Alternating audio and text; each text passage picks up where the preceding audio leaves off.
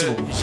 J'ai l'impression comme si mon co-débatteur, il s'est contredit. Mon co-débatteur a avancé ici que l'union sacrée serait pour trouver des solutions à des problèmes posés par la population. Mon co-débatteur revient encore en disant ici que l'union sacrée n'est pas pour rassurer la mandature, le second mandat soit du chef de l'État. On nous a imposé, nous devons pouvoir l'accepter, la démocratie, sans que nous-mêmes nous puissions y réfléchir, penser comment est-ce que nous allons mettre cette démocratie-là en pratique. Allez-y comprendre, ce pays est par terre, pourquoi mon Dieu? Mais c'est inimaginable que dans un pays comme celui-ci, un pays souverain, un pays démocratique, que l'on puisse effectivement faire face à des situations pareilles. Avez-vous besoin d'un débat politique à la fois pédagogique et constructif sur la gestion du gouvernement, la politique, l'économie, l'éducation, la santé, l'enseignement, pour un décryptage des faits, un décryptage sans parti pris? Je vous fixe un rendez-vous au plus près des dirigeants, au plus près de la population sur C24+.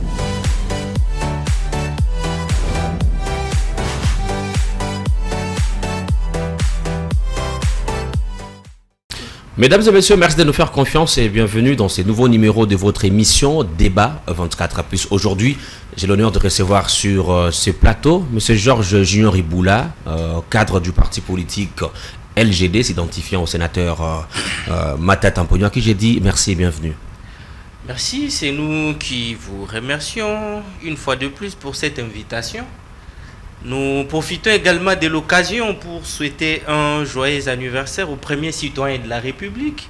L'élégance oblige. On aurait voulu, dans des circonstances normales, que cet anniversaire soit célébré par les 80 millions de Congolais. Mais il vous souviendra qu'il y a une bonne partie de la République qui se trouve en pleurs, l'insécurité totale, ne sachant pas comment souhaiter un joyeux anniversaire au président compte tenu des conditions sécuritaires dans lesquelles il se trouve. Qu'à cela n'y tienne, nous sommes là. Merci beaucoup M. Georges Junior Iboula. Mardochen Sele, président national de la Ligue de jeunes de FIDEC, de Fifi Masuka, à qui j'ai dit merci et bienvenue. Merci mon frère. Aujourd'hui, on va parler d'une question épicentrique. On parlera aujourd'hui des enjeux politiques qui entoure les 6 derniers mois avant les élections prévues au mois de décembre en RDC.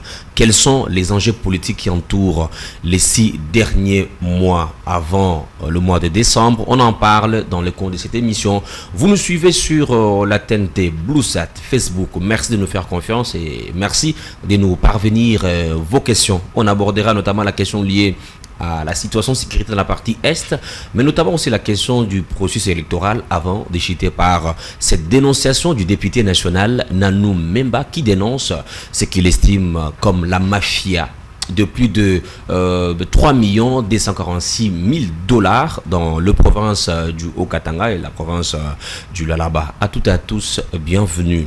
La loi sur la répartition des sièges a été adoptée sous tension au niveau du Parlement. Monsieur Mardochen Sele, quelle est votre lecture par rapport à cette adoption de la loi sous tension? Bon, merci mon frère. Je m'en vais d'abord vous dire merci, comme c'est la première fois que je passe sur ce plateau. J'ai dit merci à mon frère, c'est la première fois qu'on partage ce même plateau. La loi sur la répartition des sièges a été adoptée. Moi personnellement, j'ai aussi suivi le processus, mais normalement, je ne suis pas surpris. La CENI a fait un grand travail, un travail très important. Malheureusement, les autres n'ont pas compris que la CENI était dans les règles. On a cherché à diaboliser la CENI. Je ne suis pas en train de me comporter comme l'avocat de la CENI, mais je sais très bien que le processus est bien parti et l'adoption de la loi, normalement, même s'il y a eu quelques amendements qu'on a apporté, mais quand même la loi est adoptée. Nous voulons aller jusqu'aux élections. Moi, je ne trouve pas le mal en adoptant la loi électorale. Je ne trouve pas du tout la loi, plutôt la proposition de loi sur la répartition des sièges. Je donne un exemple, par exemple, dans ma circonscription électorale, dans la province du Kassai, territoire de Lobo.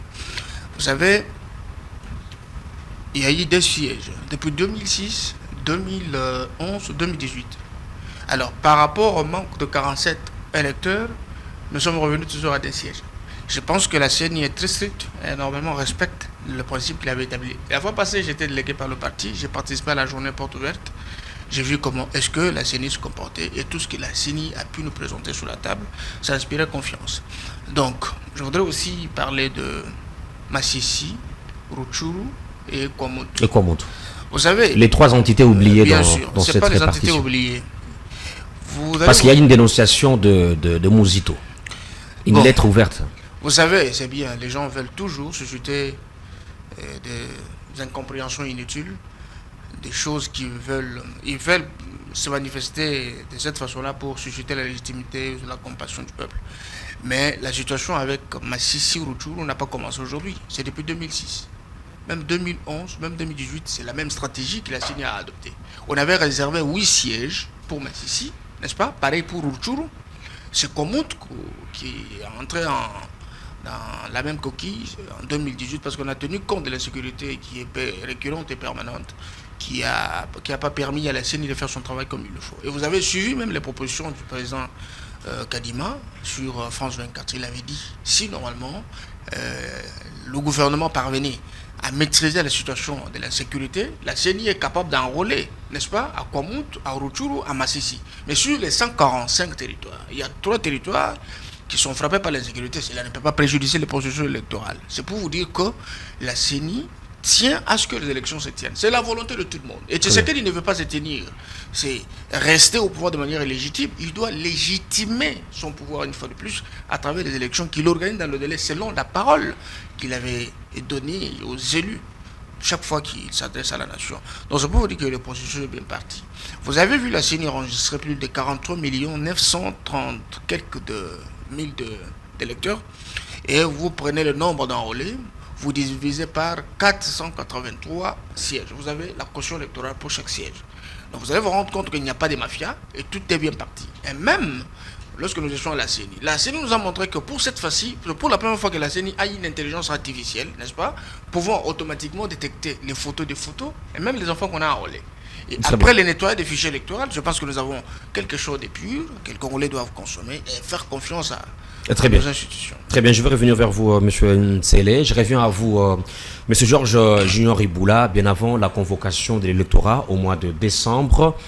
La loi sur la répartition des sièges est adoptée, mais sous caution d'une tension entre opposition non partante. Quelle est votre première lecture? Évidemment que nous sommes au courant, nous suivons l'actualité comme tout le monde. Cependant, j'aimerais quand même relever un fait ici. Ce que vous comprendrez que nous sommes là à la 4e expérience. Si ma mémoire est bonne, il y a eu 2006, il y a eu 2011, il y a eu 2018. Et maintenant 2023. Je suppose qu'à ces niveaux, on aurait moins de soucis qu'en 2018. On aurait moins de soucis qu'en 2011 et en 2006. Il est tout à fait anormal de constater qu'en 2023, qu'il y ait des tâtonnements, alors que nous sommes là à notre 4e expérience. Il vous souviendra ici que c'est sur ces plateaux que je relevais le fait qu'il y a eu plusieurs reports en termes du processus d'identification et d'enrôlement. Ce qui n'a pas été le cas en 2011, par exemple. N'est-ce pas? Et moins encore en 2018. Très bien. Alors, c'est-à-dire que quand nous relevons ces irrégularités, ce n'est pas parce qu'on veut s'opposer à tout. Non. C'est parce que nous soulevons des irrégularités qui sont visibles. N'est-ce pas? Ouais. Autre chose, par rapport à cette loi, je retiens une chose. Ce que les communiqués qui est ressorti, on nous parle de 3 territoires que mon co-débatteur venait de soulever ici. Mais il y a quelque chose qui a tiqué mon esprit. On dit, on garde le même nombre de sièges. On garde le même nombre de sièges. Ça sous-entend qu'on va aller aux élections avec ce même nombre de sièges, n'est-ce pas? C'est-à-dire, on n'exclut pas l'hypothèse que ces compatriotes-là puissent voter. Mais la question que je me pose, pour voter en République démocratique du Congo, il y a un préalable. C'est-à-dire, il faut se faire enrôler. Ah, très bien. Mais ils n'ont pas été enrôlés. Ils n'ont pas été identifiés. Et comment ils vont participer aux élections? C'est la question que je me pose. En République démocratique du Congo, je reprends, pour élire ou se faire élire, il y a un préalable. Vous devez vous identifier auprès de la CENI. C'est-à-dire qu'il faut passer par le processus de l'identification et de l'enrôlement. Ce qui n'a pas été le cas de l'autre côté. Mais quand même, on nous dit, on garde les 18 sièges. C'est 18 si ma mémoire est bonne, vers Massissi ou quelque chose comme ça. On garde le même nombre de sièges.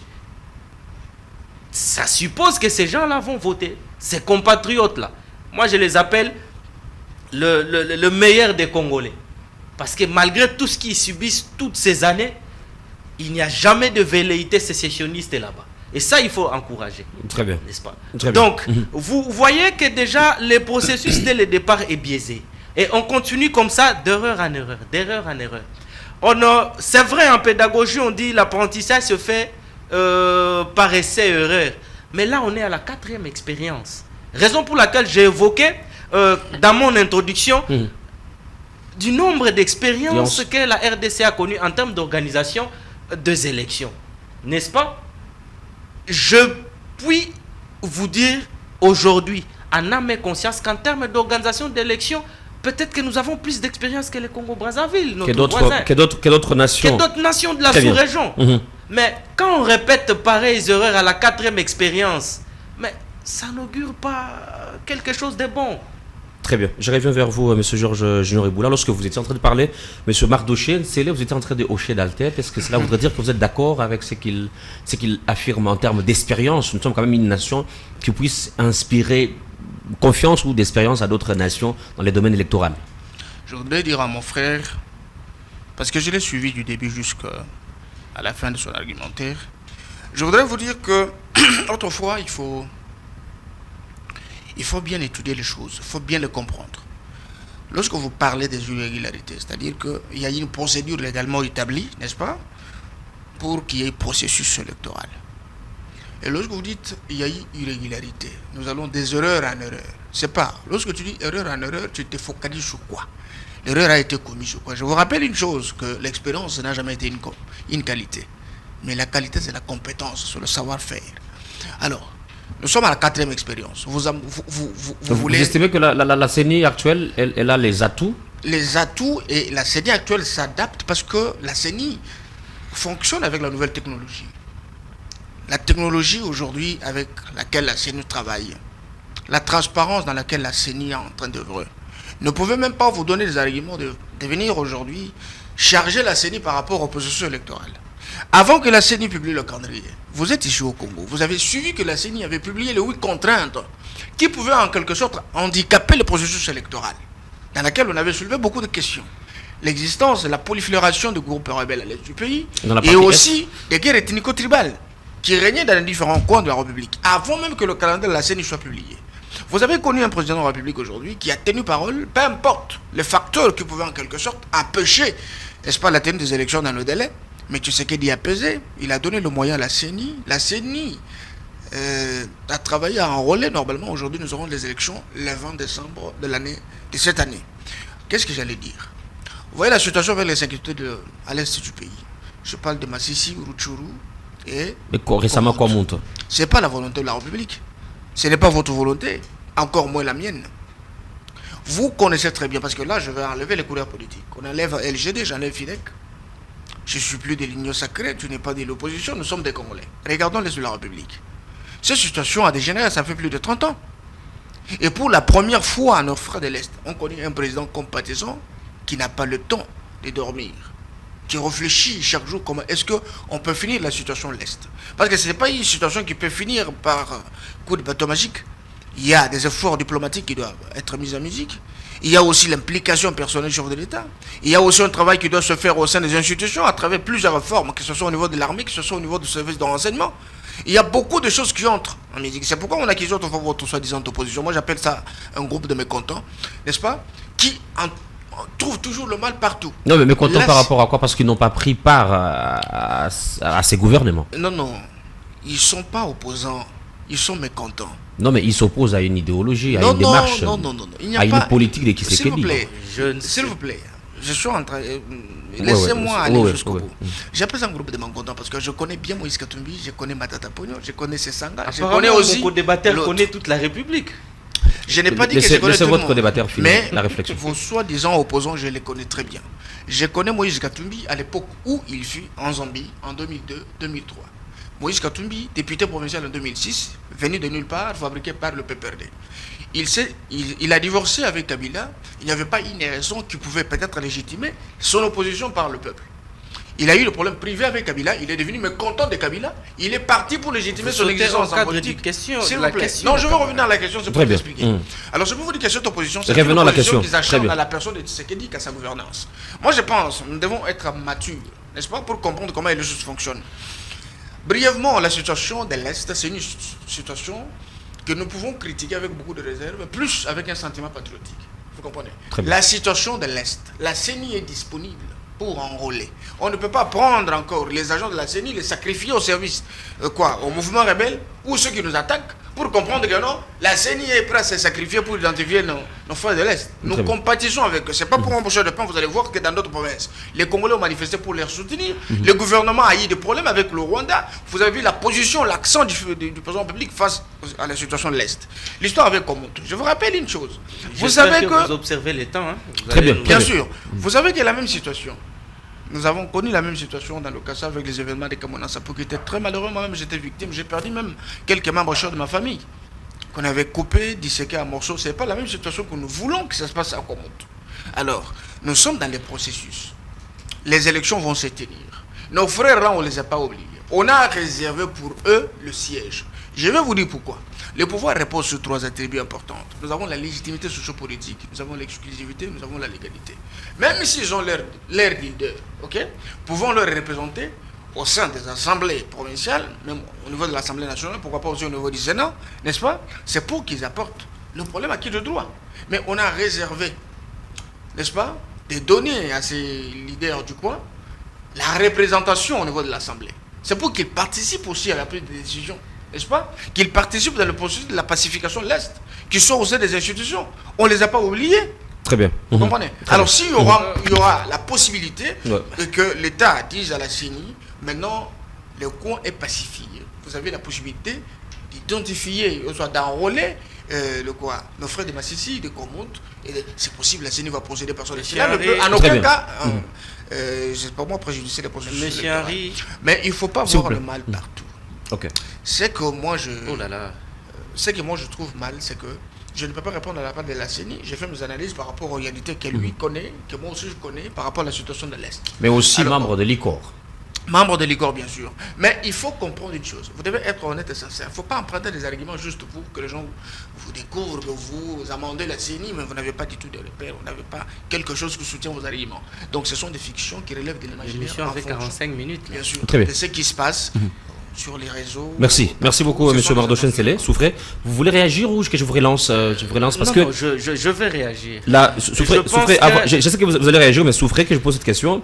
C'est vrai que la loi sur la répartition des sièges a été adoptée sous tension, on le sait. Est-ce que cette tension de plus vient remettre en cause la crédibilité de la centrale électorale?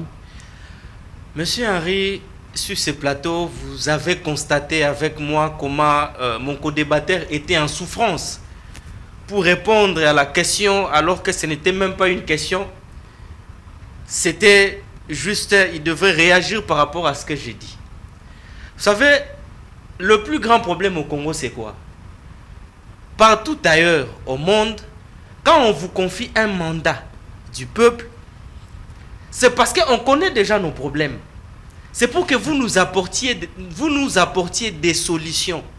Mais au Congo, on confie le mandat à des gens qui viennent encore nous expliquer le même problème. C'est ce qu'ils sont en train de faire.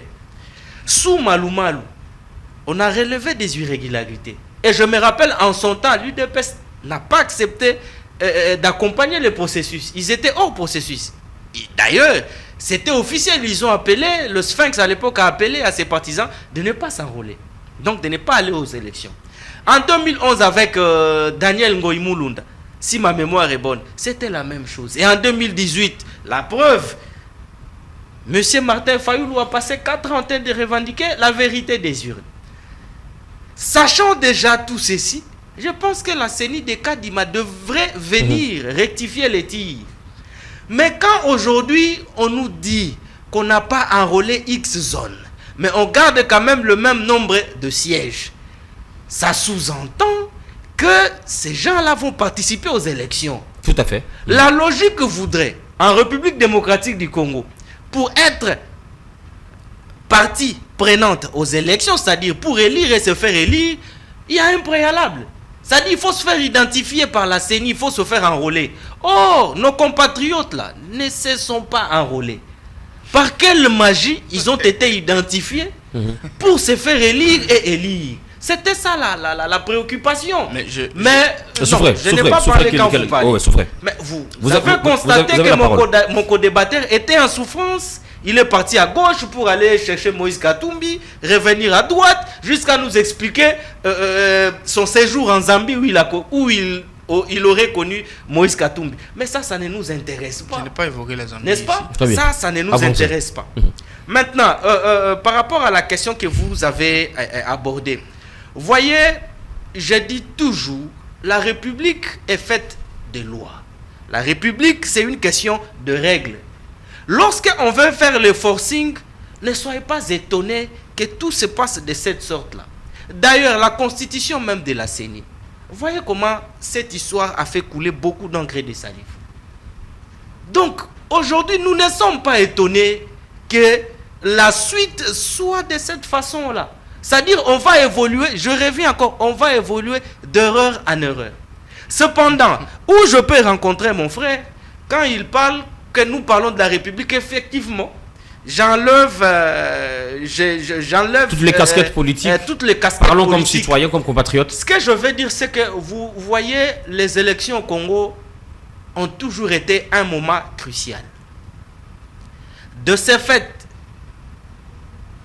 avec l'expérience de 2006, 11 et 18, M. Kadima a l'obligation patriotique et morale de présenter des choses en bonne et due forme pour sauver ne serait-ce que ce qui nous reste de la République. Prenons le cas de l'Est, la situation sécuritaire, puisqu'il en a évoqué ici, il en a parlé ici. Pendant que l'UDPS était à l'opposition, toutes les solutions prises par Kabila étaient mauvaises. Je pense que dans ces pays, l'UDPS a remis en cause la citoyenneté de M. Kabila pour le simple fait qu'il puisse associer nos pays voisins, certains de nos pays voisins, dans la recherche des solutions pour la question de la paix à l'est du pays. Il vous souviendra du forum Amani 1, ainsi de suite. Mais qu'est-ce qui se passe aujourd'hui? L'UDPS au pouvoir, Kagame, c'est un bon partenaire. Les autres là sont nos frères. Ah, ok, c'est bon, il n'y a pas un problème. Mais on serait en droit international, ça serait légitime pour ma part d'évoquer le principe d'Estoppel. J'explique à ce qui nous suivent c'est quoi le principe d'Estoppel. Le principe d'Estoppel en droit international, c'est un principe qui voudrait qu'on ne puisse pas revenir sur ses prétentions antérieures. C'est-à-dire, si je pris une position X, au départ, je ne peux plus venir changer de position. N'est-ce pas? En gros, c'est ça le principe d'Estoppel en fait. Donc, il me serait tout à fait légitime d'opposer le principe d'Estoppel à l'UDPS. L'UDPS n'a jamais été d'accord du fait qu'on associe le pays voisin à la recherche de solutions pour la question de l'Est. Mais aujourd'hui, on arrive. Le ministre de la Communication, on lui dit, vous amenez des troupes ougandaises sur nos terres. Il dit non, c'est une patrouille, je ne sais pas comment il a nommé ça. 48 heures après, c'est France 24 qui atteste, affirme qu'il y a des troupes ougandaises sur le sol congolais. Il vient pour se dédire lui-même. Il va nous donner d'autres explications. Ça, c'est l'UDPS. Il vous dit une chose à l'opposition et arrivé au pouvoir, il revient sur tout ce qu'il décrit. Très bien. On nous dit, s'il vous plaît, on nous dit ici, on a diabolisé le président Kabila. Je ne suis pas du PPRD, je n'ai jamais été d'accord avec la gestion du PPRD, qu'il soit dit ici en passant. Mais au moins, il y a des choses que je ne comprends pas. On a passé tout le temps à fustiger la gestion de Kabila en matière de la question de l'Est. Mais arrivé au pouvoir, on a répondu du Kabila et parfois pire. Aujourd'hui, ça fait 1 an que Bunagana est occupé. Toutes les solutions, nous sommes à la 40e prorogation du mandat des troupes de la CEAC. C'est quoi le résultat? Il y a eu aujourd'hui, ça fait combien de temps il y a l'instauration de l'état de siège. C'est quoi comme résultat? Si la CENI est incapable d'aller identifier un relais des Congolais là-bas, alors que ce sont des zones qui sont sous état de siège, c'est que l'état de siège a été improductif. Très bien. C'est que toutes les stratégies ont été improductives. Alors que toutes ces stratégies-là, Kabila l'avait déjà fait. Et en son temps, ils étaient en train de décrier. Ouais. N'est-ce pas? Ouais. Et il faudrait dire que le problème ici, c'est quoi? C'est que lui, dans son parti, ce sont les produits de Kabila. Donc, nous comprenons parfois qu'ils reproduisent du kabylisme. Puisque le chef est entouré par des kabylistes. La meilleure femme du monde ne donne que ce qu'elle a. C'est la même stratégie qui revient. Très bien. Alors, je reviens vers vous, monsieur Mardochen Tsele. Comment entrevoyez-vous l'issue du processus électoral avec toutes les tensions de l'opposition sur la centrale électorale, la remise en cause de la légitimité de la CENI? Je vais revenir sur cette question, mon frère. Permets-moi, même dans quelques secondes, je vais répondre à mon frère. Je vous accorde, vous avez 4 minutes pour toute la réaction. La situation de l'Est de la République. Vous dites que le régime Tshisekedi produit du kabylisme, plus pur même que ce que Kabila a fait. Mais moi, je pense que vous devez avoir honte. Honnêtement, excusez-moi les termes. Très bien. Pourquoi? Aujourd'hui, sous Félix Tshisekedi, le monde entier reconnaît que c'est le Rwanda qui attaque la République démocratique du Congo et c'est le Rwanda qui finance le M23. Qui est le père du M23? C'est Kagame et Kabila à l'époque de la CNDP. Vous connaissez très bien. D'abord, ce n'est pas le M23 qui avait signé l'accord, mais c'est la CNDP qui avait signé l'accord pour engendrer un mouvement du 23 mars. Vous dites que non, Kabila avait fait ce que Tshisekedi est en train de faire, c'est-à-dire qu'il avait invité nos voisins pour la pacification. C'est pas moi quel type de pacification de l'Est que tu as évoqué. Ici, vous avez évoqué une histoire en rapport avec Amani, je ne me maîtrise pas bien. Mais je voudrais vous dire une chose, mon frère. Kabila nous a amené le Rwandais ici. Il a signé des contrats d'intégration, mixage, ainsi de suite. Nous avons connu des généraux rwandais qui ne parlaient ni swahili, qui ne parlaient ni français, mais qui parlaient ignorant anglais ici. Ils vous ont géré ici. Matata Ponyo, votre autorité morale, c'est pas moi, votre mentor, était Premier ministre ici. Kabila nous a amené l'insécurité que nous avons à l'Est, c'est lui. Kabila ici nous amène cette histoire de Sun City. Parce qu'il voulait cohabiter avec le rebelle. Est-ce que vous pouvez me dire la voie pacifique la plus radicale que Kabila avait adoptée à l'époque pour freiner, n'est-ce pas, l'infiltration de Rwandais au sein de nos institutions? Aujourd'hui, nous souffrons comment identifier qui sont les Rwandais, qui sont les expatriés dans ce pays, il vous reste qui 2 minutes. sont qui facilitent. Avec le même Kabila, vous lisez l'article 217 de notre Constitution qui dit que la République démocratique du Congo peut signer des accords pour céder même la portion de sa souveraineté à un autre État au nom de l'unité africaine. Vous allez comprendre que la Constitution était même diabolisée avec des dispositions très diaboliques pour faciliter la balkanisation avec Kabila. Je suis en train d'atterrir petit à petit. Est-ce que vous pouvez me dire un discours que Kabila a tenu devant la tribune des Nations Unies avec un accent qu'un président s'inquiète que son pays est attaqué par ses voisins? Vous pouvez me citer un discours dans lequel Kabila a cité nommément le Rwanda ou Ouganda qui sont en train de conventer les recherches de l'Est.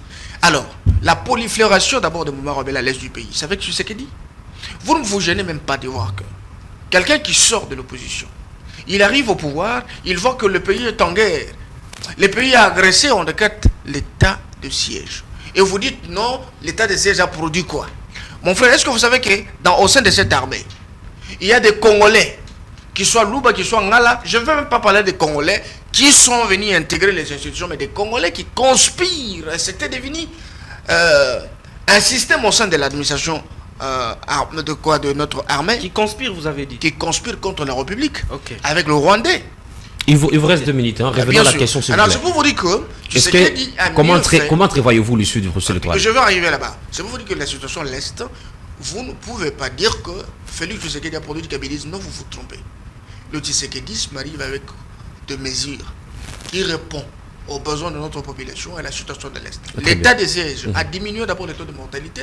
L'état de siège nous a poussé à découvrir qui sont en train de conspirer contre la République, étant congolais, ensemble avec le Rwandais. L'état de siège a ouvert de porte à beaucoup d'autres histoires qu'on ne connaissait pas.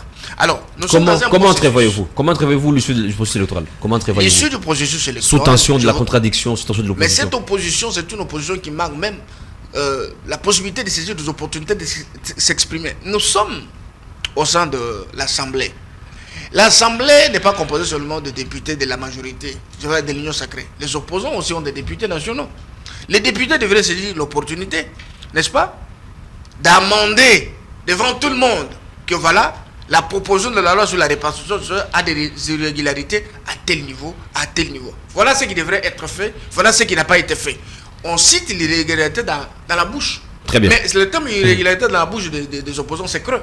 Alors, comme ils ont trouvé qu'ils n'étaient pas à mesure de défendre ces irrégularités, ils ont claqué la porte de son parti, même c'est la beauté de la démocratie. Moi, je voudrais vous dire, ils ont raté l'occasion, n'est-ce pas, de prouver à la population qu'ils sont avec la population. Mais comme ils visent des petits intérêts catégoriques, parce que l'objectif de cette soi-disant opposition, c'est qu'il y ait un climat où j'espère que j'aurai les mêmes Merci. temps Merci beaucoup. Pour Merci beaucoup. discuter du dialogue, parce que je pense que tout le monde là, ils ne sont pas prêts pour aller aux élections. Que ça soit Très bien, très bien. Merci, merci, M. Mardochen Sélé. Pour vous, l'opposition n'est pas prête pour aller aux élections. Je vous redonne la parole. Cette opposition est en train de distraire le Merci. Merci. Comment nous entrevoyons ces processus électoraux? Vous avez 4 minutes. Bien que mon co-débatteur en a fait plus, au contraire, je pense mais que quand même, c'est-à-dire ici, ce qu'on ne cesse de dire, c'est-à-dire qu'il y a des lois. Respectons ces lois. On ne sera pas dans les irrégularités.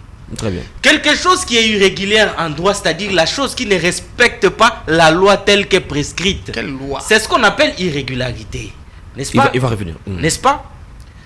Ici, vous avez une CENI qui tâtonne. Et quand on évoque cela, opposition y a pété. Mais jusque-là, on ne nous dit pas qu'est-ce qui fait opposition, il y a pété.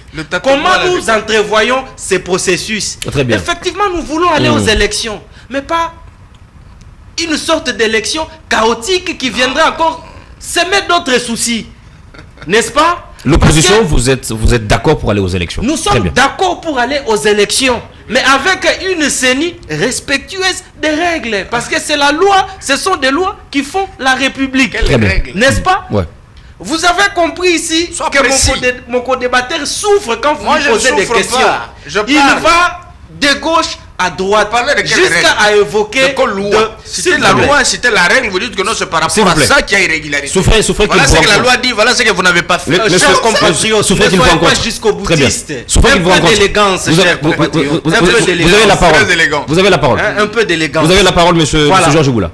Justement, j'étais de disons que quand vous posez une question, nous rencontrons vos préoccupations. On vous dit voilà ça. Mais cependant, quand mon co-débatteur parle, il ouvre plusieurs brèches. Mais je vais les rencontrer dans toutes ces préoccupations. Il soulève ici le cas des Rwandais. Il prétend que c'est Kabila qui aurait amené des Rwandais ici. Je dis faux. Et je vous le prouve maintenant. Vous savez, un bon juriste, c'est celui aussi qui maîtrise l'histoire. N'est-ce pas? Oui, très bien. Nous sommes en 1935. Même mes parents n'étaient pas encore nés. Mais il y a un problème qui se pose. Les populations rwandophones, c'est-à-dire à l'époque on parlait du Rwanda Urundi. Vous avez 4 minutes. Merci. N'est-ce pas? Il faut comprendre une chose. Entre 1906 et 1917, il y a eu de périodes de sécheresse que ces territoires-là, c'est-à-dire le Rwanda Urundi, ont connu. N'est-ce pas? Alors, il y a eu une vague de réfugiés qui sont rentrés vers le Kivu, n'est-ce pas? Avec leur pâturage, n'est-ce pas? Pour se sauver de cette famine. Alors, arrivé en 1935, la Belgique va créer la MIB, la mission d'implantation des Banyarwanda, n'est-ce pas? C'est comme ça, pour la première fois, on va intégrer les populations rwandophones dans ce qui est devenu en 1960, le 30 juin, la République démocratique du Congo. On arrive en 1960, la même question se pose. Mais ces gens-là étaient déjà intégrés. Mais quand vous arrivez avec la Constitution de Loulouabou de 1964, vous remarquerez, là où on parle, l'article qui porte sur la nationalité congolaise, point de besoin ici que j'étale tout ici, vous allez comprendre ce que je suis en train de dire. N'est-ce pas? Et après 64, il y a eu la Constitution de 1967, qui a le mérite de nous donner l'ordre institutionnel actuel. Cette configuration-là, c'est la Constitution de 1967. N'est-ce pas? On arrive en 1971, Le maréchal, le président, Mobutu Sese Seko, il prend une ordonnance là, article unique, donnant la nationalité congolaise. N'est-ce pas? Congolaise, parce que Zaïre, c'est en 1971. Bon, presque quand même. La nationalité zaïroise, disons, aux populations d'origine rwandophone. N'est-ce pas? Nous sommes en quelle année? En 1971. Et je me rappelle qu'à l'époque, le Sphinx siégeait au Parlement. En son temps, si ma mémoire est bonne. Maintenant, qu'est-ce qui se passe? Nous sommes en 97. La chute du maréchal. Mzee Laurent Désiré Kabila arrive ici avec des troupes rwandaises et ougandaises qui l'ont accompagné jusqu'ici. Il arrive à Cuba, il signe un décret demandant à tous ces gens-là de rentrer chez eux. Pour vous dire que lui au moins il a eu ce courage-là de les ramener chez eux. Alors quand vous réduisez l'histoire, vous dites que c'est Kabila Joseph qui aurait amené des Rwandais, c'est tronquer l'histoire. Pour vous, il y a les origines lointaines l'histoire. Qui sont à la base. Cette histoire, on peut l'analyser à plusieurs niveaux, n'est-ce pas? À plusieurs niveaux. Mais réduire que c'est Kabila Joseph qui aurait amené des Rwandais ici, c'est tronquer l'histoire. Ça, c'est un. De deux, au sein de l'armée, qu'il y ait des Congolais d'origine, Luba Ungala, comme vous l'avez souligné ici, qui auraient je ne sais pas moi, préparer ou conspirer contre la République. Ça, ce sont vos propos, ça n'engage que vous. En tout cas, moi, je n'ai pas cette information. Mais tout ce que je peux vous dire sur ce plateau, c'est que quand on a reçu le mandat pour diriger un pays, on ne se plaint pas. On ne vient pas rencontrer à la population des problèmes qu'il y a. Puisque la population était consciente de ces problèmes, c'est alors qu'il vous a confié le mandat pour donner des solutions. Merci, pas pour merci venir beaucoup. nous raconter les mêmes problèmes. Merci beaucoup, M. Georges Junior Iboula. S'il vous plaît, je pense que le temps n'est pas équitable. Je vous accorde une minute. Par rapport à l'UDPS, je signe et persiste sur ce plateau que l'UDPS produit du kabylisme. Kabila a fait recours aux troupes rwandaises pour cette question. Raison pour laquelle il y a eu séparation. Kamere a quitté le PPRD. C'est dans un passé récent. C'est cette question qui a débarqué Kamere du perchoir, du secrétariat général du PPRD, et il est allé créer l'UNC. C'est de l'histoire récente de la République démocratique du Congo. Tshisekedi fait la même chose. Très bien. Le président Tshisekedi fait la même chose. À votre avis, Tshisekedi reproduit les mêmes méthodes. Sont les mêmes méthodes que l'ancien président Ici, Kabila nous parlait de dialogue avec le pays voisin. Tshisekedi produit la même chose. Maintenant, qu'est-ce que... Merci il y a beaucoup. Un problème. Merci beaucoup, M. Georges Iboula. S'il vous plaît. Souffrez que je vous relance par rapport à cette question. C'est à quelques minutes de Kinshasa. C'est à l'entrée de Kinshasa. Souffrez que je vous relance par rapport à cette question-là. Je vous redonne la parole par rapport à cette question. Alors, la question suivante est celle-ci. Parmi les contraintes évoquées par M. Denis Kadima, nous avons la question liée à la situation sécuritaire dans la partie Est et la situation des Kwamount qui se rajoute avec le phénomène Mobondo. Alors, quel est les circuits de sortie face à l'insécurité dans la partie Est, mais aussi à l'insécurité presque à la porte de Kinshasa avec le phénomène Mobondo? Je redonne la parole avant que monsieur Ntele ne puisse conclure. Gouverner, c'est prévoir. Voyez-vous... Parce que nous tendons vers les élections. Quel est le circuit de sortie? Entre 2015 et 2016, 17, 18, il y a eu des problèmes au Sud-Soudan. C'est un pays frontalier à la RDC. Des réfugiés qui sont entrés, il y a eu des contrôles? Est-ce qu'aujourd'hui on peut nous dire l'état dans lequel se trouvent ces gens-là? Ça, c'est de 1. La situation en République centrafricaine, entre 2011 jusqu'à aujourd'hui, entre 2011 et 2019, entre les Anti-Balaka et les Seleka, il y a eu des réfugiés, des vagues qui sont rentrés dans le nord Ubangi, disons, dans la grande province de l'Équateur. Est-ce qu'on en sait aujourd'hui ce qui se passe? Je disais tantôt ici comment les populations rwandophones sont rentrées à la République démocratique du Congo. N'est-ce pas?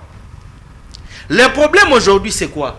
L'État, par ses services de sécurité, doit être en mesure de bien contrôler les territoires. Très bien. Ça, c'est de 1. De 2, il faut bien maîtriser nos frontières. Ce qui se passe à Kwamoutou ici, Kwamoutou, c'est la porte de Kinshasa. Je vois des gens, des politiques à la télé, qui sont en train de parler de cette question avec beaucoup de légèreté. La question de l'Est a commencé comme ça. C'est depuis avant 1995 que l'histoire de Massissi existe. Personne ne savait qu'il y aurait Sun City. Personne ne savait qu'il y aurait 10 ans après Sun City.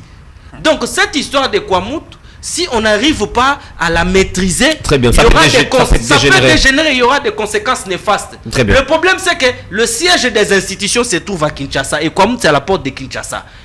L'État a des moyens, doit s'assumer au travers des services. Tout le moyen que les contribuables congolais donnent à l'État, c'est pour lui garantir aussi la sécurité. Très bien, merci. Donc merci. Que l'État soit sérieux dans cette histoire-là et qu'il nous garantisse la sécurité. Très bien, merci beaucoup. La sécurité est une condition sine qua non avant d'aller aux élections. Hier c'était l'Est, aujourd'hui c'est quoi? Merci beaucoup, M. Georges Junior Boula. Qui est là aussi. Mardochène Tsele, quel est le circuit, quel est le plan de sortie face à l'insécurité dans la partie Est, plus de 3 décennies, et maintenant c'est Kwamouth qui est maintenant attaqué. Quel est le plan de sortie, vous qui êtes de la majorité présidentielle, majorité au pouvoir, qui du reste vous êtes aussi communicateur, membre de l'union de communicateurs de la République? Je suis en train de parler à mon frère, je te dis ceci. Non, vous parlez également aux Congolais. Non, mais les Congolais... Adressez-vous aux Congolais, très bien. Mais je m'adresse d'abord à lui. La situation de Kwamouth, vous n'avez pas de leçons à donner au service de renseignement, au service de sécurité. Parce ce ne sont pas des leçons que je donne. Bien sûr. En tant que contribuable, je donne mon idée. Non, on doit lever l'équivoque. S'il vous plaît. Ce ne sont pas des leçons. S'il vous plaît. Est-ce que vous pouvez retirer, s'il vous plaît? Je ne les retire pas. Je continue mon argument. Ce ne sont pas des leçons. Il ne faut pas m'imputer des propos qui ne viennent pas de moi. Ce ne sont pas des leçons. Ce ne sont pas des leçons. En fait, on va dire que ce ne sont pas des leçons. Je suis un pédagogue. Je sais que c'est une observation. Très bien. Je suis un pédagogue de formation. Est-ce qu'on peut le laisser continuer? Je sais ce que c'est une leçon. Il s'agit d'une observation, pas de leçon. C'est pas une leçon. Vous avez la parole, monsieur Sélé. Vous avez la parole. S'il vous plaît, nous devons avoir beaucoup de réticences en ce qui concerne la matière de sécurité et surtout, je vais parler de la sécurité de l'État. Les services de renseignement, les services de sécurité travaillent sérieusement. Les causes de l'insécurité à Kwamouth sont révélées. Vous les connaissez, nous les connaissons. Vous avez vu que le processus de la pacification de Kwamouth avec le phénomène Mobondo a commencé avec toutes les couches possibles. Les serviteurs de Dieu, l'État, les notables, les coutumiers et que ce encore. Très bien. On est en train de chercher comment mettre les gens autour d'une table, réparer ce qui a été déjà cassé, pousser les deux peuples à vivre ensemble. Il n'y a pas un expatrié qui est là-bas. L'État, l'autorité de l'État, elle est en train de faire son travail comme il le faut, parce que vous voyez, les militaires sont sur place en train de contrôler la situation. C'est pour vous dire que l'État veille, n'est-ce pas, à ce que la paix revienne, et la paix durable d'ailleurs. Il ne faut pas comparer le phénomène Mobondo avec ce qui se passe à l'Est. À l'Est, nous sommes attaqués par le Rwandais qui finance les M23.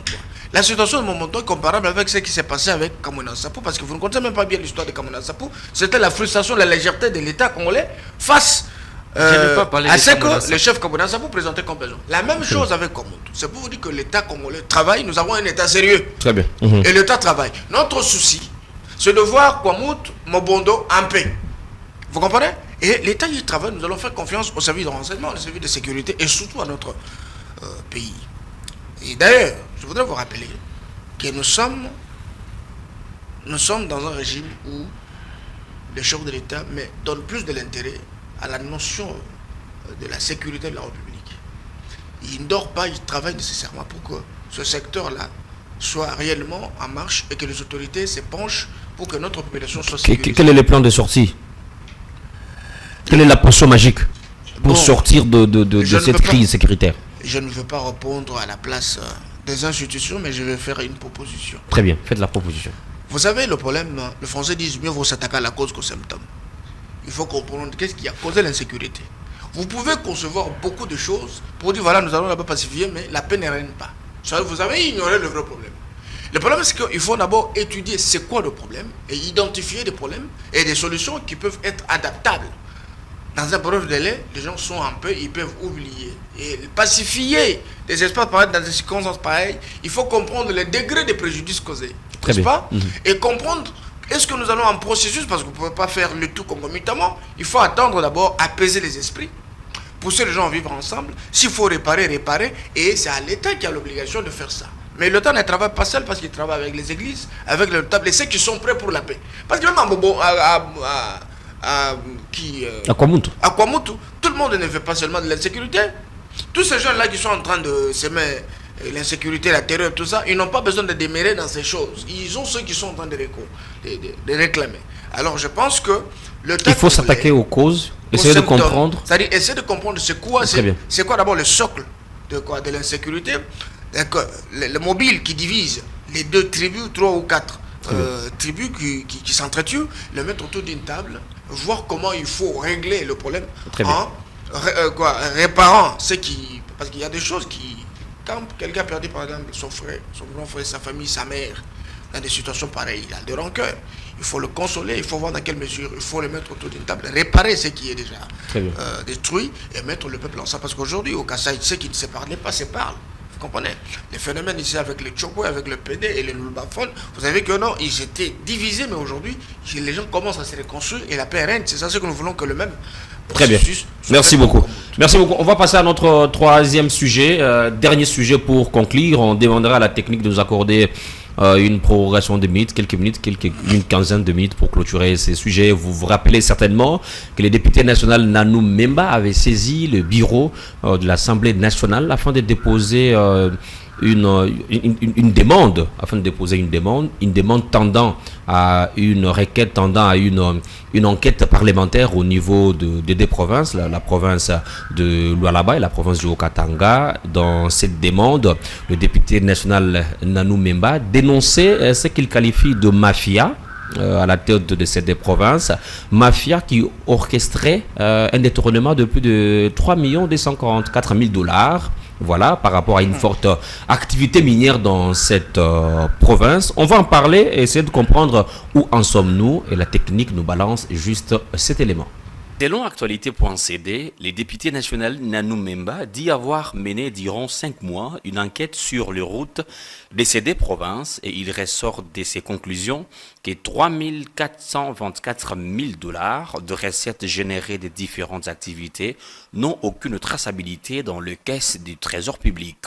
À en croire le requérant, les Haut-Katanga et les Lualaba sont des provinces à haute activité minière et plusieurs entreprises étrangères y sont installées.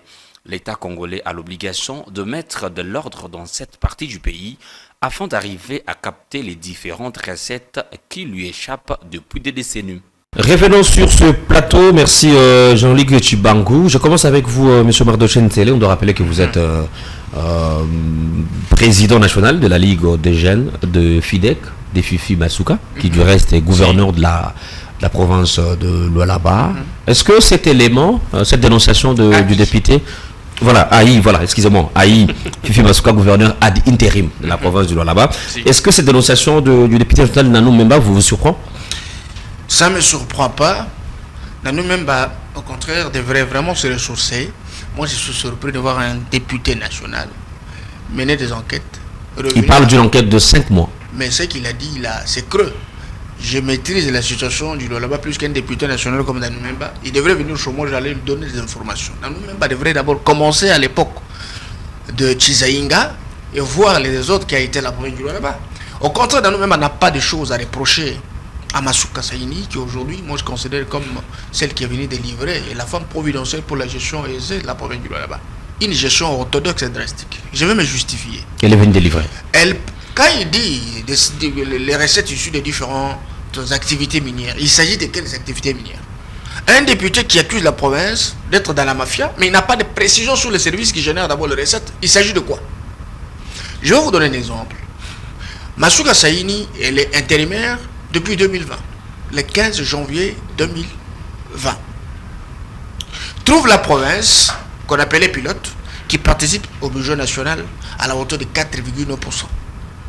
Or, la province ne vit pas seulement des redevances minières. Je voudrais d'abord vous citer que la commune seulement, la province reçoit plus de 11 millions de redevances minières par mois.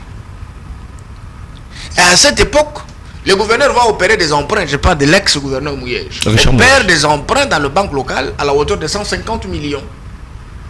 Le gouverneur a 40 comptes bancaires. Or, la loi exige que la province doit avoir un seul compte qu'on appelle le compte du trésor.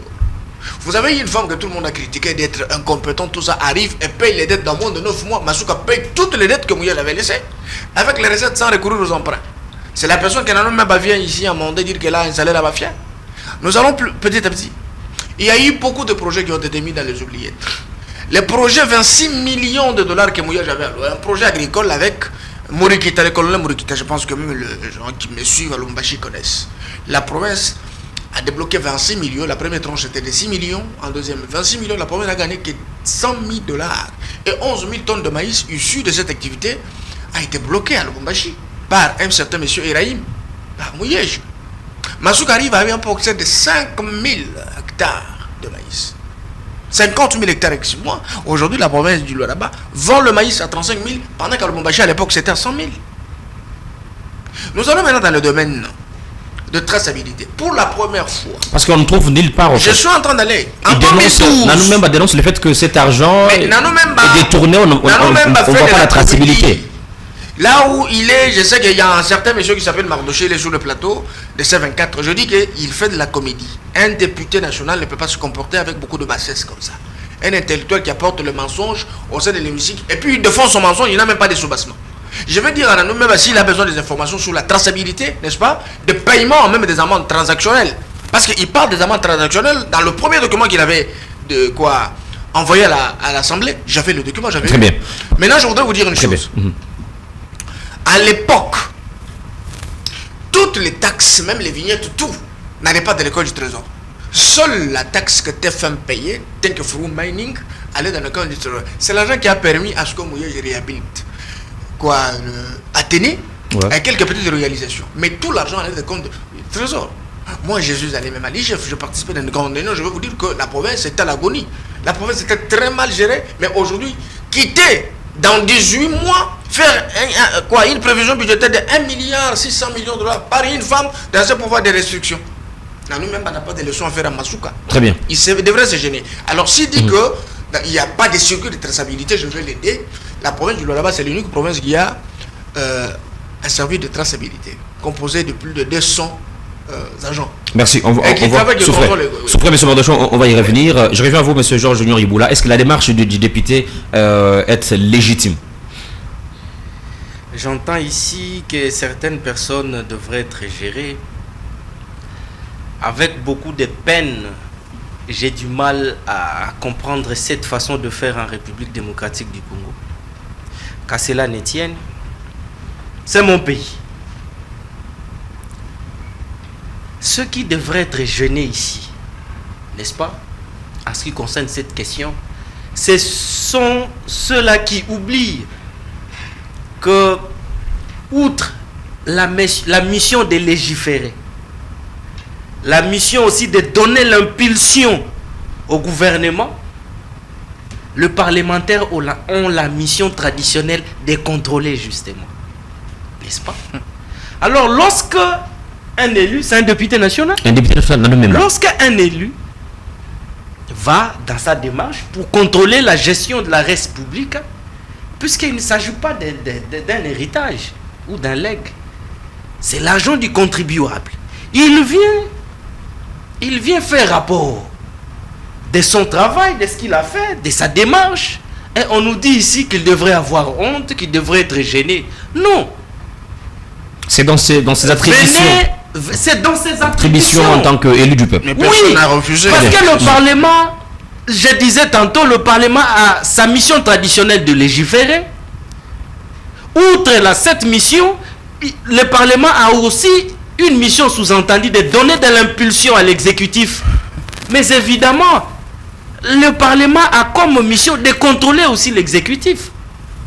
Lorsqu'un parlementaire entreprend une telle démarche, on devait l'encourager parce qu'il y a beaucoup d'opacité dans la gestion de la chose publique aujourd'hui. Alors, on devrait nous dire ici qu'est-ce qu'il a dit, c'est faux, on nous donne des arguments. Mais on n'a pas donné des arguments ici. Mais je n'ai pas fini mon argument. Tout ce qu'on a dit ici, c'est on s'est attaqué. Non, accordez-moi mon temps. On s'est attaqué aux députés. Et ce sont les méthodes qu'on a vues à l'époque de Kabila. Je reviens encore une chose. Ça fait 4 ans. Moi, je suis pas kabiliste. Moi, je vous rappelle une chose. S'il vous plaît. Il n'est pas kabiliste. Non, je ne dis pas que vous êtes kabiliste. Vous m'avez dit. Oh là là. Il n'est pas kabiliste. Un peu d'élégance. Quand vous parlez, j'étais tranquille. Mais tu peux dire qu'il est élégance. On doit rappeler qu'il n'est pas kabiliste. Je suis kabiliste. Vous avez dit. Je n'ai pas dit qu'il est kabiliste. J'ai dit c'est du kabilisme. Je n'ai pas dit que vous êtes kabiliste. Vous et Fifi, Masuka, votre parti. Non. Vous étiez j'ai dit ce parti est produit du kabylisme. Très bien, Parce on peut que évoluer. Fifi Masuka était dans la MP ou dans l'FCC. Est-ce que je me trompe? On peut évoluer, s'il vous plaît. Écoute, Bon, laissez-moi terminer. Souffrez. J'étais en train de dire ceci. Ça fait 4 ans. Nous sommes à la 4e année de la mandature du chef de l'État, le président Félix Tshisekedi Tshilombo. Il y a eu le gouvernement Ilunga Nkamba. Maintenant, il y a le gouvernement Samalukonde.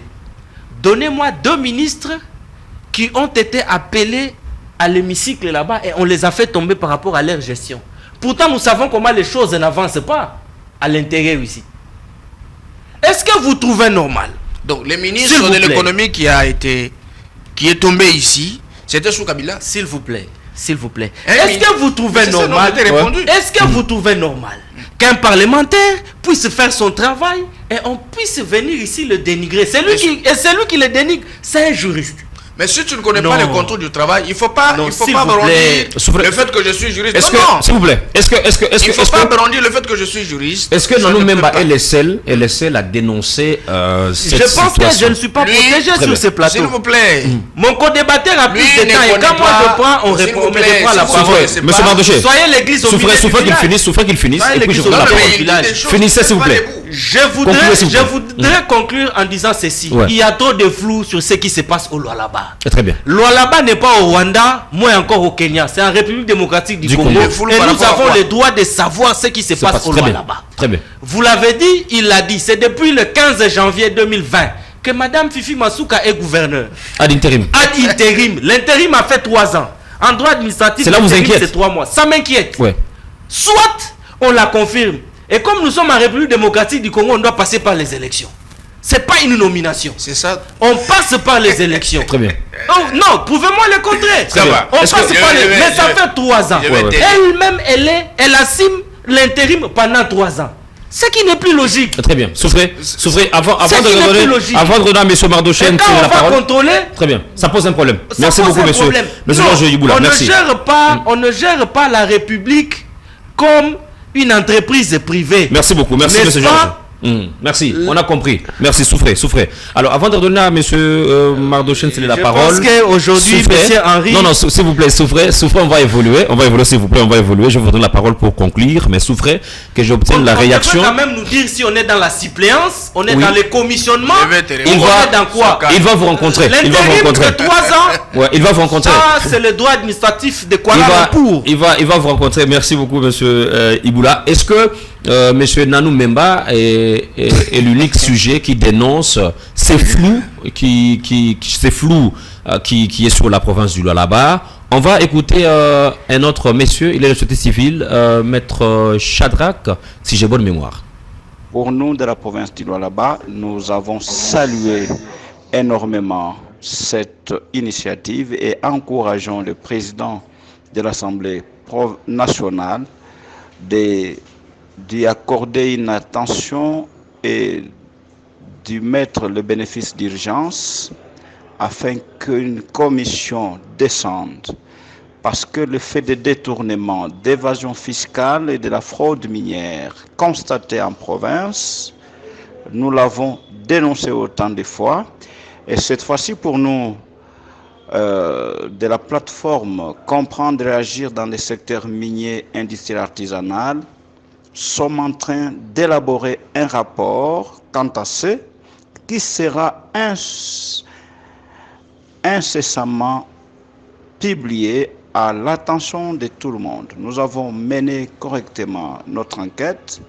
Nous sommes tombés sur des faits irréfutables qu'il faut porter à la connaissance du chef de l'État, de l'opinion tant nationale, provinciale qu'internationale. Et dans notre rapport, dans nos recommandations, sollicitons que les sanctions sévères soient infligées à l'endroit de toutes les personnes qui sont citées dans notre rapport, qui ont contribué à la destruction économique. Parce que nous avons qualifié dans notre rapport qu'il s'agit d'un crime économique dans le secteur minier artisanal dans notre province. Il s'agit également d'un pillage systématique au détriment des exploitants miniers artisanaux qui sont aujourd'hui sans soutien ni accompagnement. Il s'agit là de maître Shadrach Moukad qui dénonce avec ses propres mots qu'il s'agit d'un crime et d'un pillage économique. Voilà un autre acteur qui dénonce le flou sur la province du Lualaba. Je vais vous répondre. Je voudrais dire à mon frère que si vous ne connaissez pas les dossiers, le contour du dossier, je pense que vous pouvez argumenter de la manière que vous voulez, mais si vous ne connaissez pas le contour du dossier, il faut d'abord apprendre à pénétrer le détail pour comprendre ça, commencer où et nous en sommes où. Voyez l'histoire du Lualaba, ce n'est pas ce que toi tu dis là. Peut-être vous avez connu... Mais quelle est la vraie version de ce qui se passe? C'est ça ce que je dis. Avant de toucher Moukad, que je connais très bien, Apparemment, mon co-débatteur connaît tout le monde. je connais Moukad très bien. Peut-être Ah, très je ne bien. sais pas si c'est pour la première fois que son élément passe sur C24. C'est intéressant. Mais Moukad était C'est un ici. partenaire, hein, c'est un partenaire. Très bien, il était ici. Chaque fois qu'il vient ici, je connais même son mentor, c'est lui qui l'envoie ici et ce qu'il fait. Moukad connaît que Oh je là suis là. la première personne qui a dénoncé leur plan à l'hôtel Cefas en 2021. Est-ce qu'on peut aller directement à l'objectif? Oui, bien On peut sûr, être- je vais aller là-bas. Oui, démarrons objectif. Bien sûr, Oh là mais là. laisse-moi parler. Ouais, souffrez, monsieur Non, Iboula pas qui comme finisse. ça. Allez-y, Démarrons allez-y, objectif. allez-y. Go une pointe, s'il vous plaît. Vous savez, Nanou Mimba parlait de pont bascule. Les ponts bascule, il y a un ministre provincial de mines à l'époque qui avait proposé au gouverneur qu'on devrait mettre en place de ponts bascule. C'est pour pousser les sociétés extractives de minerais, n'est-ce pas, de respecter les tonnages. Vous comprenez? Vous montez sur le pont, si vous êtes au-delà des 40 tonnes, vous payez l'amende transactionnelle. Très bien. Et maintenant, à l'époque, la personne qui était le président de la commission, c'était le ministre de Mines. Le ministre de Mines qui a mis ces gens, n'est-ce pas, qui n'étaient même pas sous l'arrêté et qui ont commencé à faire la fête. Et par jour, le camion pouvait passer au-delà de 1000 camions, n'est-ce pas, et l'argent allait dans les poches des individus. Vous comprenez? Ce n'était pas réglementé. Il y a eu un grand désordre dans le domaine de la traçabilité de fonds issus de ponts bascules. Pour la première fois, quand Masuka a pris de l'intérim et a mis en place une nouvelle comité, Un nouveau comité, qui pouvait permettre à ce que le pont bascule verse dans le compte du trésor à travers les régies financières. Maintenant, on a commencé à payer à la banque avec des preuves de paiement. Et la commission de traçabilité qui Masuka a mis sur place avait pour mission de contrôler le document des paiements, n'est-ce pas, des taxes. Et surtout du pont bascule. Et on avait enregistré déjà plus de 10 millions dans 4 mois que les ponts bascules généraient dans le compte du trésor. C'est pas pour rembourser de paix que nous avons dit que le là-bas participe actuellement à la hauteur de 57% au budget de la République. C'est avec l'avènement du contrôle, n'est-ce pas, que Masuka avait mis en place. 2. La lutte contre la fraude minière. Vous avez connu le dossier ici avec 17 camions. C'est un dossier qui était pendant, tout le monde a parlé des 17 camions. En place, il y avait un circuit sur place, en connivence avec quelques autorités ici à Kinshasa, qui facilitait la sortie des camions de manière illégale. Et l'argent qu'on payait Très bien. allait dans les poches des individus. Très bien. Nano même ne connaissait pas ça. C'est pourquoi je vous dis la démarche d'un député national. Moi, qui suis-je pour m'opposer, n'est-ce pas, à la démarche d'un député national, dans sa mission traditionnelle de contrôler, n'est-ce pas, la gestion de la chose publique. Mais quand un député national prend la couleur, Une connotation politique.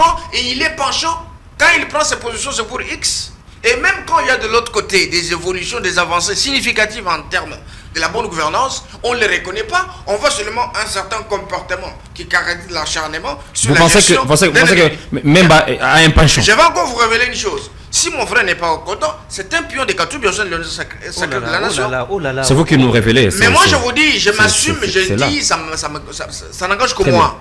Moi, je connais les dossiers du Lualaba, du début jusqu'à aujourd'hui. Vous avez soulevé la question de l'intérim, n'est-ce pas? Effectivement. Le gouverneur Mouyej était poursuivi pour détournement de fonds de l'État. Gouverneur en fonction. La loi sur les principes fondamentaux relatifs à la libre administration de province, à cet article 68, dit qu'un gouverneur, lorsqu'il est poursuivi pour l'infraction de droit commun, comme le détournement fait partie des infractions de droit commun, pendant l'exercice de ses fonctions, n'est-ce pas, et qu'il y a eu un rapport à charge contre lui, l'Assemblée nationale doit le mettre en accusation, conformément à ce règlement de l'intérieur. Après la publication du rapport de l'IGF, l'Assemblée était saisie par l'IGF, par une correspondance. L'Assemblée était obligée de se conformer à l'article 68 de cette loi que je viens de citer, et l'Assemblée a recouru aussi à son règlement de l'intérieur. Là, je cite l'article 205. L'article 205, l'Assemblée s'est conformée pour convoquer une plénière exceptionnelle qui devrait se conformer aussi à l'article 157 du même règlement. Et le gouverneur était mis en acquisition. Et c'est la majorité absolue qui devrait voter la décision pour que la solution de la mise en exécution soit transférée à la Cour constitutionnelle. Chose faite, il y a eu 19 participants, 11 votants, 4 se sont réservés et 3 ont voté contre. La résolution de la mise en exécution du gouverneur pour détournement de fonds comme infraction de droit commun pendant l'exercice de ses fonctions était transférée à la Cour constitutionnelle. Et la Cour a rendu son arrêt. La Constitution de la République de Martinique du Congo, à ses articles 60, stipule que si un gouverneur est mis en accusation, il doit déposer sa démission dans les 24 heures qui suivent. S'il ne le fait pas, la déchéance est défaite. Donc, ce jour-là, Mouyej, c'est ça d'être gouverneur. Vous comprenez? Alors, la loi électorale, à ses articles 94, stipule que dans le cas sous examen, c'est la gouverneure adjointe, je veux dire la vice-gouverneure, qui assure le transfert des affaires courantes. Vous comprenez? Et maintenant, si l'empêchement du gouverneur progresse, le ministre de tutelle, donc le ministre de l'Intérieur, est dans l'obligation de procéder par la livraison d'un télégramme confirmant l'intérim, n'est-ce pas, du vice-gouverneur pour lui donner la plénitude de pouvoir afin d'agir comme un gouverneur full, afin de ne pas empêcher le fonctionnement des institutions. Massouga est gouverneur de fait, parce qu'elle est gouverneur, elle est vice-gouverneur. Vice-gouverneur, c'est une institution que le législateur a pensée pour que si un gouverneur, comme animateur d'une institution... Je pense que j'aurai le même Très bien, vous aurez le même timing. Si un gouverneur, en tant qu'animateur d'une institution, peut connaître des empêchements. Les empêchements, c'est pour que l'institution ne puisse pas connaître des arrêts de fonctionnement, l'incapacité de répondre aux déserts de la population. Il faut qu'il y ait un remplaçant permanent qui doit assumer le fonctionnement de l'institution en cas d'absence. S'il vous plaît, où en sommes-nous avec ces principes? Maintenant, s'il vous plaît, voilà. Mais la continuité fait partie. Les droits est beau. La continuité fait partie des 4 principes cardinaux sur lesquels on repose les droits administratifs. Vous comprenez? La continuité, le principe de la continuité. Ok, allons-y. Et parmi les 4 principes cardinaux sur lesquels on repose alors, continuité le droit administratif face à l'intérim. Mon co-débatteur monopolise la parole. Chutez, s'il vous plaît. Chutez, s'il vous plaît. C'est que je dis. Au nom du principe. Normalement, si le gouverneur est empêché, automatiquement, c'est le vice-gouverneur qui va faire quoi? Qui doit assurer les transferts d'affaires courantes. Là, n'est pas les débats. Au nom du principe de la continuité de l'État et la théorie de la préséance, n'est-ce pas? Massouga demeure gouverneur jusqu'à l'organisation des élections, n'est-ce pas? Qui serait convoqué par la CENI. Très bien. Pendant que la CENI organisait les élections des gouverneurs, dans des provinces où le gouverneur était déchu de leurs fonctions, le gouverneur Mouyej n'avait pas encore démissionné. Il n'y a pas 5 mois que le gouverneur a déposé sa démission. Les Congos donc, pour vous, Massouga, vous n'allez pas nous lire la Constitution et tous les règlements de la République. Non, mais ministre il a posé la question. Et il a répondu de la même manière que moi, je lui ai répondu. Je peux vous dire que c'est mais c'est automatique. Politique chez vous, c'est automatique. Donc, Massouga est dans le timing. Elle est dans écoute, mais c'est son principe aux règles de jusqu'à ce qu'il y aura organisation des élections en 2024. Merci beaucoup. Merci. Vous savez pourquoi? Merci, s'il vous plaît, monsieur. Mais concluez. Oh là là. Souffrez. Vous devez me laisser finir. Mais chutez, s'il vous plaît. Il y a un temps réparti. Massouga est rien. Comme lui dit que chutez, s'il vous plaît. Il n'y a pas une autre disposition qui empêcherait Massouga de continuer son intérim jusqu'à l'organisation de nouvelles élections en 2024. En 2024. Merci beaucoup. Aucune disposition. La CENI a déjà publié le calendrier. On revient à la CENI. C'est ça ce qu'on doit respecter. Ouais, merci beaucoup. Monsieur Henry, vous savez quand on a du mal à convaincre, c'est-à-dire que soi-même on a compris que ce que j'ai dit, ça ne passe pas. On essaye de tirer des choses en long. Ça ne passe pas par Je vais expliquer quelque chose sur ces plateaux aujourd'hui. Mon co-débatteur a évoqué des dispositions de loi ici et même de la Constitution. Mais il a dit un élément ici. Je ne sais pas si ça a échappé. Il dit, après l'arrêt de la Cour constitutionnelle, il était prévu, ou soit il est prévu que si dans le 24 heures, que le gouverneur ne démissionne pas, cette démission est automatique. C'est ce que vous avez dit. Bien sûr, c'est ça la règle. Ouais, très bien. C'est ça la règle, n'est-ce pas? Mais le ministre... S'il vous plaît, souffrez. C'est ça la règle, n'est-ce pas? Très bien, c'est ça la règle.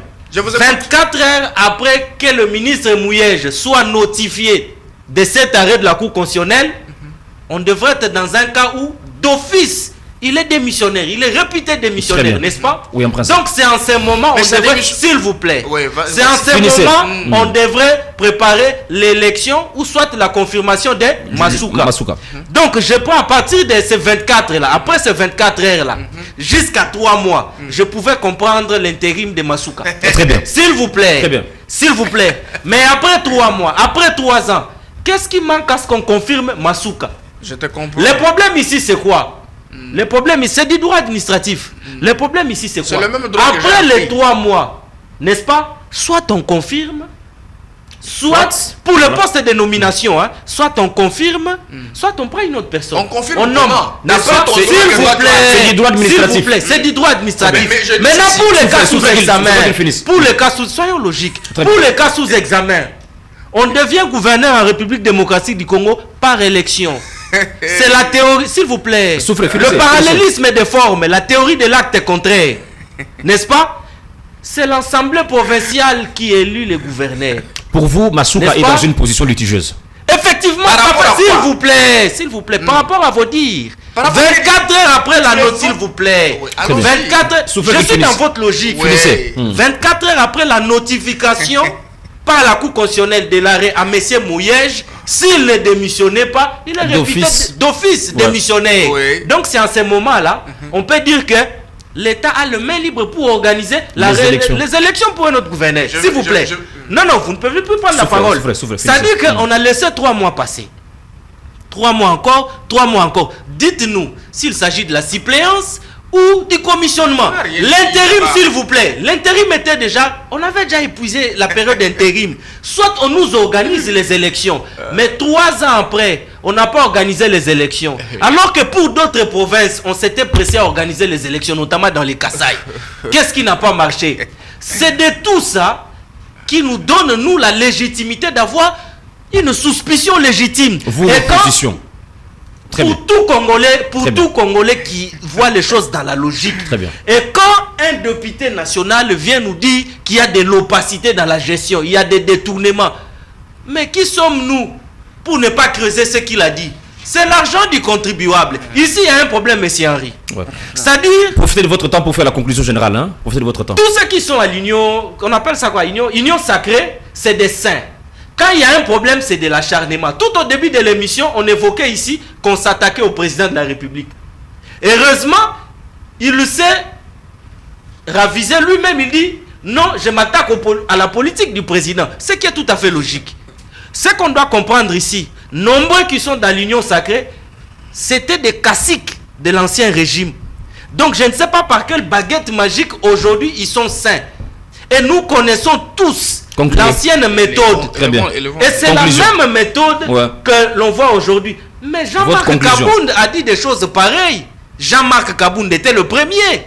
Peut-être qu'on pourrait dire qu'il a dit en des termes crus, ainsi de suite. On sait ce qui a coûté à Jean-Marc Kabound. Mais c'est un député qui est de l'union sacrée. Aujourd'hui, on dit c'est un pion de Moïse. Si c'est un pion de Moïse, il Qui fait a quoi à dit l'union ça? sacrée? Merci beaucoup. Merci Non, beaucoup. vous avez dit Merci. ici. Un pion de l'Union Vous avez sacrée. parlé De Moïse Katumbi au sein Effectivement, c'est de ce que l'Union je dis. sacrée. Vous dites que c'est, Merci. dans nous-mêmes, c'est un pion de Moïse au sein de l'Union sacrée. Mais il fait quoi dans l'Union sacrée? Merci beaucoup. Merci, monsieur Georges Ne Boula. Ça va désacralisez être- pas la République. Merci. Attends. On Merci n'a que beaucoup. cette République, Voilà. chers amis. Merci C'est-à-dire, s'il vous plaît, monsieur Henri, quand on est à l'étranger, on comprend mieux le fait d'être chez soi. Nous n'avons que cette République. Et si vous ne jusque-là, vous n'arrivez pas à comprendre la valeur de cette République, regardez comment les Dongolomisu, les Rwandais et autres sont en train de convoitiser ces pays. Donc, on vous a accordé la chance de rectifier les tirs là où Kabila a échoué. Mais fort malheureusement, vous n'arrivez pas à produire ce à quoi le peuple congolais attendait. Merci beaucoup. Merci, monsieur Iboula. Quand on n'avance pas, on recule. S'il vous plaît. C'est-à-dire s'il on vous est plaît. en train de reculer S'il parce vous, qu'on n'avance pas. s'il vous plaît, monsieur Iboula, je vous redonne la parole, monsieur Nsele, pour Oui. conclure. C'est votre conclusion, s'il vous plaît. Si. Vous savez, mon frère, vous êtes juriste. Moi, je suis juriste. Vous savez, en droit, ce qui fait la force d'un juriste, lorsque tu donnes une référence légale avec précision. Moi, je suis publiciste. Je ne sais pas si toi, tu as fait le droit économique, social ou tu as fait le droit privé judiciaire. Mais vous savez, un juriste, c'est un encyclopédiste. C'est celui qui a la même mise dans les différents domaines de la vie.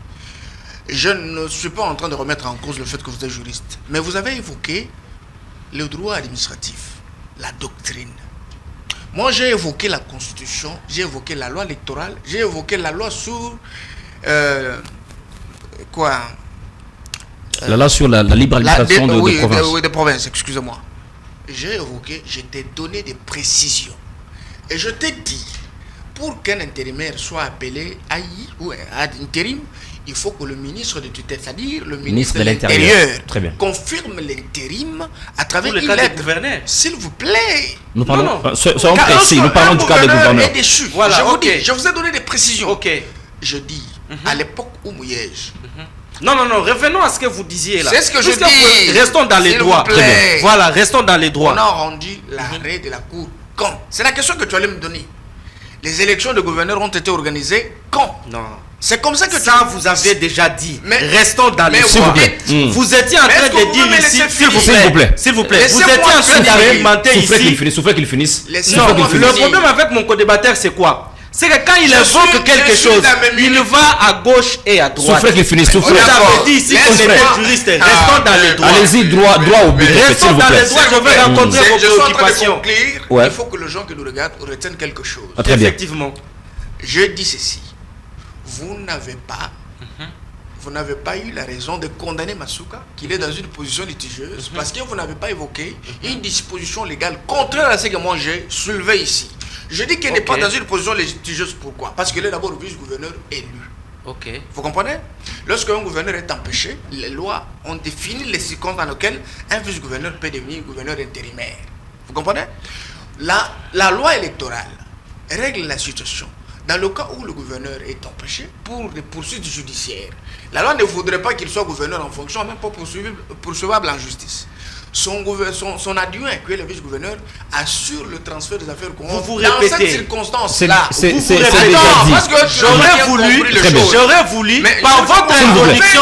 Non, monsieur Boula, souffrez. Il a parlé du droit. Il est dans son timing, s'il vous plaît. S'il vous plaît, c'est Boula, qu'il finisse votre timing, s'il vous plaît. Finissez votre timing. Tu n'as rien dit et tu n'as rien compris. Finissez votre timing. Finissez votre timing. C'est un conseil que je vous donne. Finissez votre timing. J'ai évoqué les dispositions légales qui donnent position à Masuka de rester intérimaire et avec la plénitude du pouvoir. Masuka, on a confirmé son intérim par le ministre de l'Intérieur. D'accord. La confirmation que tu dis là, ce n'est pas ce que toi tu penses là. Je ne sais pas si tu en prends des théories du ciel, mais c'est le droit que nous avons appris ici au Congo. Ne te contente pas avec des petites théories, des doctrines pour le comparer à la pratique de la gestion de la chose publique. Je vous ai dit, s'il vous plaît, ce n'est pas des minutes, s'il vous plaît, je suis en train de conclure. Finissez par là. Masuka ne serait pas gouverneur intérimaire que lorsqu'il y aura des élections de gouverneur en 2024 selon le calendrier de la CENI. Il reste, n'est-ce pas, à la CENI de juger d'urgence par rapport au budget alloué à l'organisation des élections. Lorsqu'on organisait les élections de gouverneur à l'époque, n'est-ce pas, on n'était pas arrivé au niveau où la Cour constitutionnelle a rendu son arrêt. Vous comprenez? Et c'est dans ce sens-là que nous sommes partis. D'accord. Mon co-débatteur n'a pas soulevé une disposition légale qui contredit tout ce que moi je soulevais ici comme disposition soutenant l'intérim de Masuka. Merci. Un gouverneur est reconnu intérimaire avec la plénitude du pouvoir par un document important qui est les communiqués de confirmation de l'intérim que le ministre de tutelle livre. Très bien. Vous comprenez? Et là, nous ne sommes même pas à cette échelle. Merci beaucoup. Merci, monsieur Bardoché. Mais il reste quelque chose. Chutez. J'ai bien calculé. Il a pris 4 minutes. J'aurai 4 minutes. L'histoire avec. Je veux prendre 4 minutes. L'histoire avec le député Nanou Memba. Très bien. Ça n'a pas de soubassement. Il n'y a rien qui justifie les 3 millions. Shadrach Moukad, pour ceux qui ne connaissent pas Shadrach Moukad. Shadrach Moukad a joué le jeu de Mouyège depuis longtemps. Je suis celui qui était sur Télé 50, Top Congo FM, pour dénoncer le plan qu'ils avaient. Un plan mensonger d'abord. Merci beaucoup. Merci, monsieur Bardoché. Merci beaucoup. J'aurais aimé, comme il a commencé, finissez pendant des minutes. Dans les droits, qu'on reste dans les droits. Finissez, concluez. On va finir avec vous. Je vais lever. L'émission est déjà à la fin. On finit avec vous. Je vais lever l'équivoque ici. Quand je parlais de la confirmation, je ne parlais pas de la confirmation en tant qu'intérimaire. Non. Je parlais de la confirmation en tant que gouverneur. Nous sommes dans quelles circonstances? S'il vous plaît, un peu d'élégance. Nous sommes dans quelles circonstances? Vous assumez l'intérim, n'est-ce pas? Ouais. De l'autre côté, votre titulaire a été notifié de sa déchéance, n'est-ce pas? Normalement, vous devez être confirmé maintenant comme titulaire. C'est de ça que je parlais. S'il vous plaît, s'il vous plaît, s'il vous plaît, s'il vous plaît. Et cette confirmation passe par quoi? Comme nous parlons de cas de gouverneur, pas élection, n'est-ce pas? Merci. On organise les élections. Ce qui s'est fait dans d'autres provinces. C'était là où j'étais. Maintenant, il parle du fait que je devrais évoquer des dispositions, s'il vous plaît. Qu'il finisse par des dispositions légales pour m'opposer à lui. Mais point n'est besoin de soulever encore d'autres dispositions. Mais s'il vous plaît, puisque les dispositions qu'il a données, je suis resté dans sa logique pour lui montrer comment il embrasse trop des choses dont il ne maîtrise pas. Normalement, l'intérim, s'il vous plaît, dans ces cas, l'intérim est déjà prévu, n'est-ce pas? Puisqu'il y a des cas où l'intérim n'est pas prévu, auquel cas c'est du droit administratif. Si vous pouvez prendre une note, notez. L'autorité hiérarchique ou l'autorité tutélaire peut désigner, n'est-ce pas, parmi ceux qui viennent juste après l'autorité qui a été suspendue ou qui est empêchée pour assumer l'intérim. Mais pour le cas sous examen, l'intérim est prévu par la loi. En République démocratique du Congo, on a prévu qu'il y ait de vice-gouverneurs. Très bien. Donc, s'il vous plaît, dans ces cas-là, quand le gouverneur est empêché, n'est-ce pas, il y a le gouverneur, s'il vous plaît. Il y a le vice-gouverneur qui est précédent. On va chuter. C'est le vice-gouverneur qui est précédent. On doit conclure. Merci beaucoup. Donc, on doit conclure quand on remet en cause le fait que l'on soit juriste et qu'on ne donne pas les dispositions. Merci beaucoup. Mais lorsque les dispositions sont données à tort et à travers, merci beaucoup. on ne peut pas suivre cette logique. Je vous dis merci, quand monsieur. La mafia est organisée monsieur Mardoché, contre la République, merci. Relever. S'il vous plaît, monsieur Jean Jugula, je vous dis merci pour le débat. S'il vous plaît, un droit administratif. monsieur Iboula, monsieur Ntele, s'il vous plaît. Merci beaucoup. Merci beaucoup. Qui est sous l'arbre. La politique est sous l'arbre et révolue. Monsieur Iboula, s'il vous plaît. Monsieur Ntele, s'il vous plaît. Merci beaucoup. Mesdames et messieurs, c'est la fin de votre émission. Je vous donne rendez-vous au prochain numéro de votre émission. Merci.